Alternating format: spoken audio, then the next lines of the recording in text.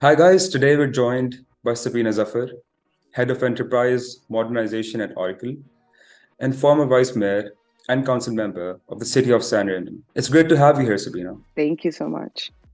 Sabina, kindly introduce yourself to the community by walking us through your career journey and your experience as the Vice Mayor and Council Member. Can you share some key highlights and certain things that motivate you? Yeah, well, thank you so much. And thank you to Park Launch for giving me the forum to talk today about a little bit about my journey and my career. Sabina Zafar, I was born and raised in Pakistan and moved to the US in my late teens, early 20s. I went to college in Alabama, University of South Alabama, and I got my degree in computer and information sciences. So my journey hasn't been very straight. It's been a windy road, and it's been very much, attached to me being a parent, and progressing my career forward. So, when I started college a year later, I had my son, and so my plan to get done with college, like most kids, in 3 years or 4 years, didn't quite pan out the way I'd expected. But for me, the goal was to continue to persist and to keep my studies going because I didn't want to stop. So it took me longer than most people to graduate with a young child. But you know what? I did that and I got a degree in computer information sciences. Then I had my daughter out of college, and like in true fashion, as my journey continued with both my kids, I decided to get a contract, not go full time, in corporate America. Hmm. And so my first job was for the small hospital in Alabama, creating a health record form. So basically, and this is way back, I'm talking about, back in the late 90s, Hmm. early 2000. They're like, what could you do for us? And I'm like, how about I take your paper form and put it on a floppy and make a little, people can check in. So Hmm. I should have kept that business, and, Hmm. it would have been done great today. But that's kind of what I did as my first contract, as my kids were just running around the dining table and I was Yeah. building that. The important thing was, right, to keep going, Yeah. and whatever the circumstances, kind of continue your journey and career, because that's important to have Hmm. that continuation. Then I actually started my own company. Again, back then, websites and building websites was very popular. And Hmm. it wasn't as drag and drop and easy as today it is with Squarespace and some of the other. So I actually, wrote the HTML websites, and e-commerce was Amazon was just coming up. So there were a Hmm. lot of people wanting to do e-commerce websites. So I think I built a few of those, and through my company. So I did that for 3 4 years as the kids grew older. I then moved to California, and I started my first corporate career job, if you will. And in true fashion, right? Because I'd started late, I hadn't really worked in corporate America. My first job was really kind of a contract, again, a Hmm. consulting gig, um, to do content writing and website publishing. So really, kind of not what I had done. And that's what people need to understand when I talk to them. I'm like, your first, second, third jobs are not going to be your dream jobs Yeah. most of the time. You need to get your foot in the door. And a lot of women, especially moms, that do balance this, especially coming from our culture, right? That balance their work and balance their kids and Hmm. families. And sometimes their journeys, they get married and the journey changes completely. We need to be aware that the goal is to continue and persist and keep working hard, and you'll find your path. So for me, it was, whoever's going to give me my first job, whatever it is, I'm going to start doing it because I need to get Yeah. into corporate America and start doing it. And I think from there on, writing my first code in Python or doing whatever was needed. Hmm. Contracts are like that. Every 6 months or 18 months, you get a new contract and they want you to do a completely new skill set of Hmm. things. Oh, you have a degree in computer information science. How about, we need somebody to write a Python code. Want somebody to do Hmm. this. So I kind of did that for a while, and then I finally got my full time job as a solution architect at Hmm. Limelight Networks. And I think that's where, my career really started accelerating in terms of, I did that for 1 year. I, got, became a sales engineer with another company. And so I found out that my real balance was my business side, being able to talk with customers, connect with Hmm. customers, but also understanding the technology side of things, which is a hard balance to Yeah. strike even today, right? Being able to really articulate it in a way that people understand, build the relationships, but also be able to speak in a language that they're like, okay, this person gets it. So that's kind of been, I would say, my superpower has been building relationships, earning trust, and then really being able to understand what somebody wants and translating their business needs into how they can be served with technology. Um, with that, my journey continued. I got recruited into GE Digital as part of a leadership program that they have. That program was specifically designed to put you on a CTO track. Hmm. And so leadership programs at GE are well known. When you go through the leadership programs, you really get exposure to all different businesses, all different levels of leadership, and you get into very deep technical roles, you get into very deep business roles. Plus, GE had 8 different businesses. Hmm. So a year into that program, I actually got recruited to run the Center of Excellence, Global Center of Excellence Hmm. for services. And I got a global team. I was pretty much working with all businesses in GE Digital, because GE Digital was a horizontal organization which served as a technology arm of their larger GE businesses. So GE Oil and Gas, GE Nuclear, healthcare, Hmm. aviation. So all the different businesses that GE was in, utilities.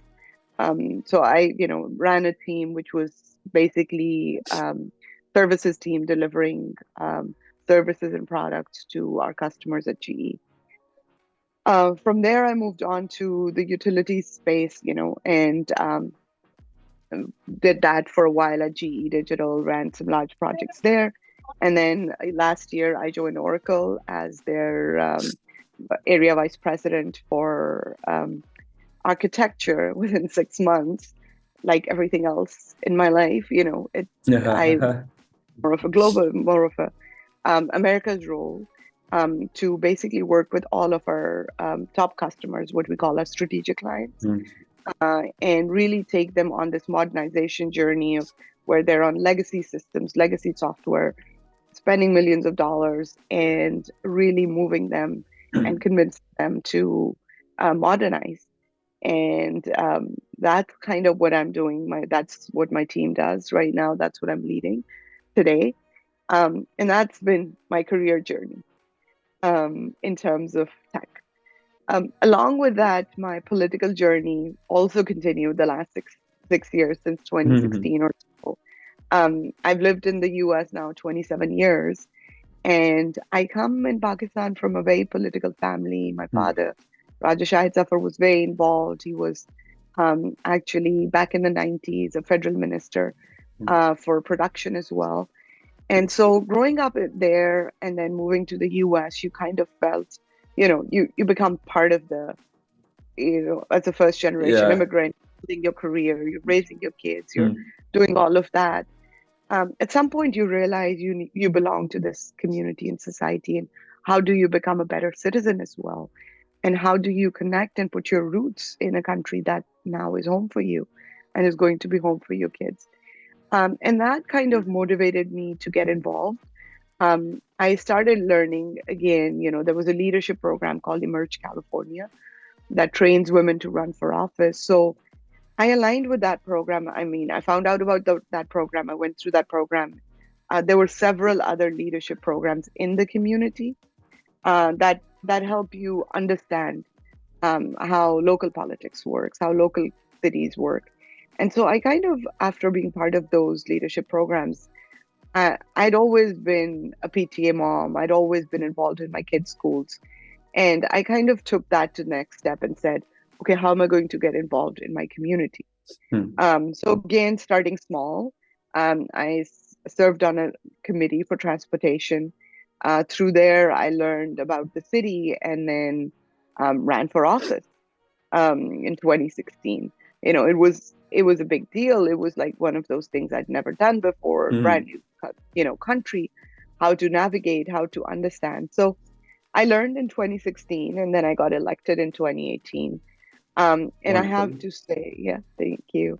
And 2018, once I got elected to council, um, I think that was the best experience of my life in terms of city leadership, in terms of, when we talk about technology, Hmm. we touch, we are selling products and services and technology to make people's lives better. But when you're serving and representing people at a council level, you are touching their lives every Hmm. single day, things that Yeah. are important to them. Their roads are fixed, right? If you're driving your car and you hit a pothole, well, you're not going to be very happy, right?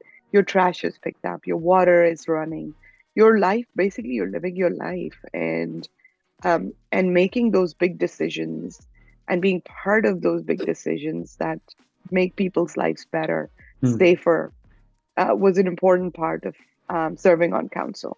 It was also very important because what I felt in my city, especially, a lot of people were first generation immigrants coming from Asia, and working very, very hard to build a life.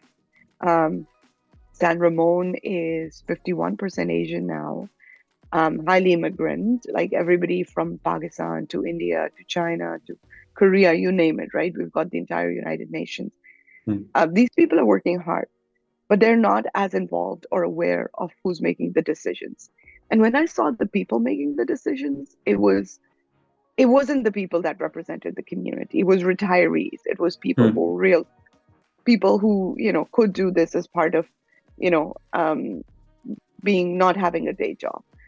So I said to myself, this is going to be hard, but this is something which again allowed me, as my kids had grown up, I had more time. I wasn't as busy driving them around town and taking them to Hmm. their activities and stuff. I'm like, this is where I put my energy. And, I really have to create an example that this can be done with the full-time job. It was hard work. It was, another 30 hours on top of my full-time job. But I Hmm. was very passionate about it. And for me, it was about laying it out, creating an example, and saying, we can do this. And we need to be part of this. And I'm very proud that I brought along a lot of people, including Pakistanis, a lot of kids, young people especially, and help them understand how important local level politics is. And I think that's, when you do something and you bring people along on that journey, that's the most important part. So hopefully I didn't go too long into this, but let's. Sabina, that's perfect. I'm at a loss of words, honestly. Honestly, your efforts, the hard work that you've been putting in, it's commendable. And it's pretty evident that throughout your journey, you've always been keen on identifying and developing the high-tech performing talents. So just walk us through your leadership style. What are the lessons that you've learned along the way, along your career journey, along you moving to obviously America? Walk us through some stuff that you might reconsider, the steps that you took along the way and any suggestions that you would have for the young leaders? So yeah, absolutely, talent growth. So it's been interesting. Obviously, earlier on in my career, I was managing more junior talent, people straight out of college, which was actually really fun, recruiting people straight out of college. They're so smart, they're so Yeah. ready to learn. You can truly guide them and mold them. And it's amazing to then see them grow and watch their journey. So young talent is different, right? When you are hiring somebody new out of college, they are very good at what they do. They're very smart. They're not yet in tune with the corporate culture, which is very different. The corporate culture is very much about what role are you playing in this larger organization, Mhm. right? What is your role? What are you going to do to make it? And so it's all about teamwork and working well in a very, very large team. So earlier, the young talent, early talent was a lot more mentoring, showing them how, and then making sure that you continue to enable and empower them Mhm. and let them grow, give them lots of growth opportunities. Um, Smart people, young talent generally will go out and, build their own startups and do something. And that's, for you to support them in that and let them always know that that's okay as well, and that you've got their back and you'll be there for them and mentor them as they go on their journey, even when they're Hmm. not reporting to you, has been important as well, right? Where people can pick up the phone and say, Sabina, I'm doing my own thing now. I would love to, run this, brainstorm this with you, and where Yeah. can we go? So that's, kind of young talent. And then most of my career, I've had people report to me who were either my peers at one point or were way senior than me, and very talented. And that's a very interesting balance to strike, because you're not as such a manager, right? You're a people leader. Hmm. I think GE is an amazing company that taught me true leadership, and how to lead people. Um, and through that process, you understand that leadership is about making sure people that are in senior roles understand and know where they are, what their journey is, how Yeah. they're going to grow. But it's also very important to put some box around it, because if Hmm. the reason you are in that role and they're not in that role is because they're still sometimes wants that structure. So the balance between creating a structure, and creating, the freedom to do what you're best at, is very important. And one of the most important things has been team building. When teams are well connected, when what I've noticed is when you create a space for them once a week to come together, talk to each other, and when they build that human connection, Hmm. then people are able to go off and do they'll find their right person to go and brainstorm with and talk with. I've always, I mean, since I've led regional and global teams, Zoom and Skype at one point has been the norm, right? So I've rarely had teams where we were all in the same geo, where we were same in the Yeah. same location. Um, and so, how do you work well in that kind of situation? You can go and, meet your teams in these different locations, kind of create pods for them where three, four of them are in one location. They can get together, they can meet for lunch. But the important part is creating that human aspect, but also challenging them enough where Hmm. they're not complacent either.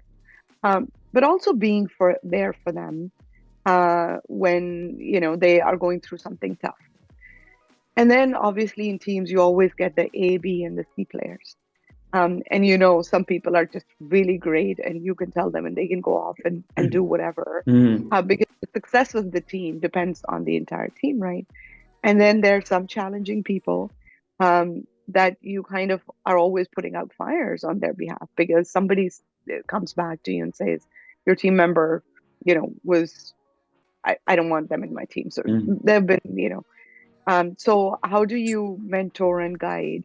I remember at least one person in my team who could not be managed. And this is very real. Like there were five, the person went through five managers before that person came to me. And again, it was like, how do you manage a person? Because Hmm. they don't want to do anything, they don't want to deliver, they want to talk, and they want to give a runaround. So it was, real. It took a lot more mentoring of that person, making sure that that person understood what was expecting. And what I would call my leadership style, there's a word called radical candor. And radical candor is about being very transparent, being very straightforward, but also being empathetic. Yeah. So having a high IQ and a high EQ is an important aspect of it. And so that's kind of been my leadership style. What would I have and could I have done better? Obviously, we all have regrets, and we're all like, okay, I wish I'd managed this Yeah. person way better. Um, Again, making sure that we mentor and guide people and not let it frustrate us Hmm. sometimes. Um, some people will try to push you to your limits, and you just have to go to HR in some cases. And you have to make sure that a third person gets involved when the behavior goes totally out of control. You could have managed that totally, but it is okay to bring in somebody else and not try to take it all on yourself, and because you have that support. So building a great relationship as a manager with HR is important. You're hiring good talent, you're bringing in good talent. Some talent is not great, and so be able to talk to HR about that, building a relationship with them, to make sure they're on your side and working with you, to make sure that you can hire and retain good talent is also an important lesson learned. That's perfect, Sabina. You've been a big champion of Park Launch, obviously, which is all about connecting Pakistani startups with the global investors. I'm sure you're also aware of all the talent that's emerging from Pakistan at the moment. Yeah. So, what are your thoughts on the Park Launch community and on the emerging talent from Pakistan? Yeah, so I mean, Park Launch has been such a connection, the missing connection that I had, between Pakistan and being a technology leader here.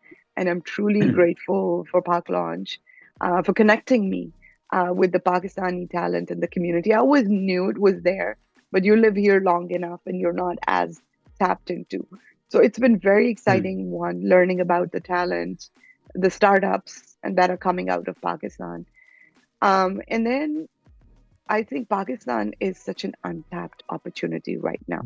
Like, really, we have the right ingredients. We have a young Yeah. population, we have a young, educated population, which has not been tapped into. I have actually some friends here who Hmm. have companies, and I was having a dinner conversation with a friend of mine, and he said, "Oh, I have a team in Lahore."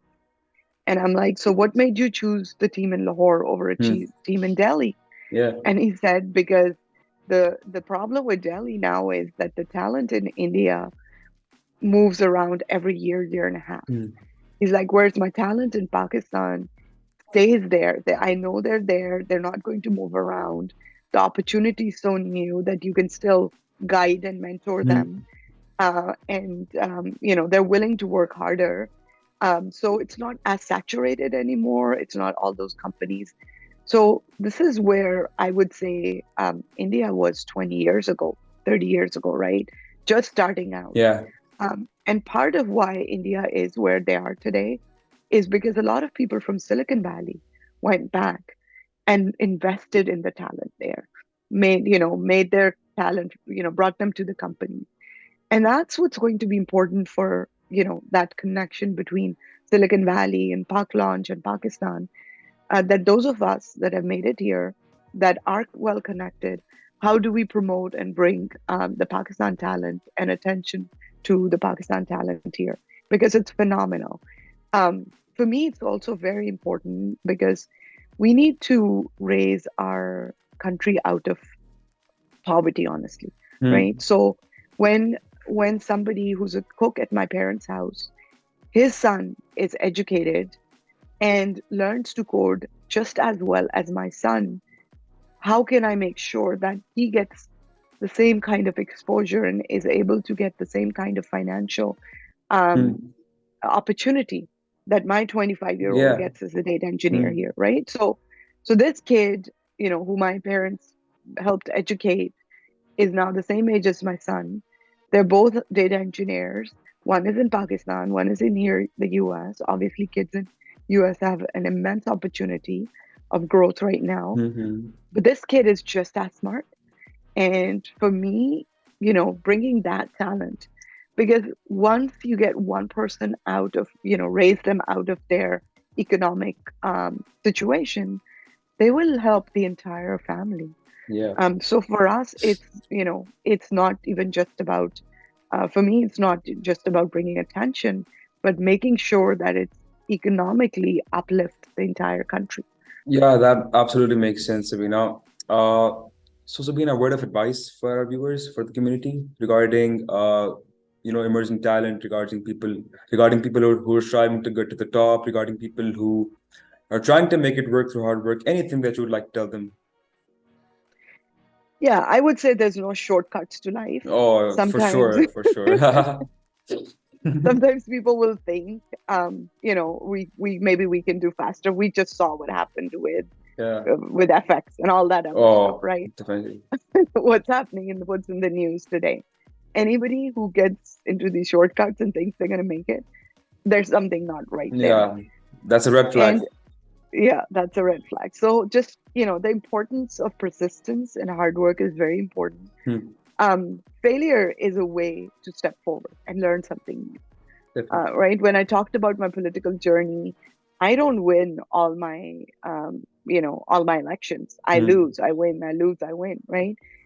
But for me, it's the loss teaches you so much more.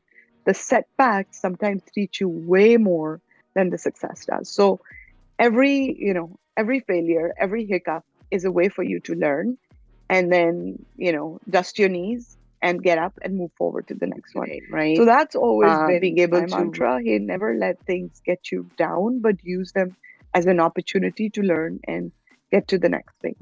And persistence and hard work pays off.